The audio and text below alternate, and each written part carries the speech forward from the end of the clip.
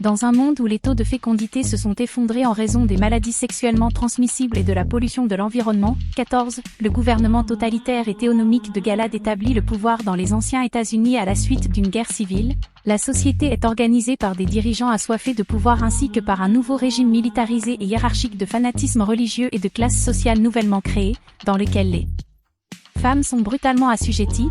Selon la loi, les femmes de Galad sont obligées de travailler dans des rôles très limités, y compris certaines en tant qu'esclaves natales, et elles ne sont pas autorisées à posséder des biens, à avoir une carrière, à manipuler de l'argent, ou lire. L'infertilité mondiale a conduit à l'esclavage des femmes fertiles à Galad déterminées par le nouveau régime comme étant des femmes déchues, citant une interprétation extrémiste du récit biblique de Bila. Ces femmes comprennent souvent celles qui se sont mariées après un divorce, appelé adultère, car le divorce n'est pas reconnu par la loi de Gilead, les mères célibataires ou non mariées, lesbiennes, les homosexuels étant qualifiés de traîtres de genre, les non-chrétiens, les adeptes de confession chrétienne autres que les fils de Jacob, les dissidents politiques et les universitaires. Ces femmes, appelées servantes, sont assignées aux maisons de l'élite dirigeante, où elles doivent se soumettre à un viol ritualisé par leur maître masculin en présence de leurs épouses, pour être fécondées et avoir des enfants pour elles. 17. Les servantes reçoivent des noms créés par l'ajout du préfixe of au prénom de l'homme qui les possède.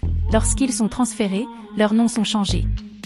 Avec les servantes, une grande partie de la société est maintenant regroupée en classes qui dictent leurs libertés et leurs devoirs. Les femmes sont divisées en une petite gamme de catégories sociales, chacune signifiée par une robe unie d'une couleur spécifique. Les servantes portent de longues robes rouges, de lourdes bottes brunes et des coiffes blanches, avec un couvre-chef entouré d'un plus grand manteau blanc à porter à l'extérieur, les dissimuler à la vue du public et restreindre leur vision. June Osborne, rebaptisée Offred, est la servante assignée à la maison du commandant de Gilead Fred Waterford et de sa femme Serena Joy. Les Waterford, acteurs clés de la formation et de l'ascension de Gilead, luttent avec les réalités de la société qui l'ont contribué à créer. Pendant le temps précédent, June était mariée à Luke et avait une fille, Anna.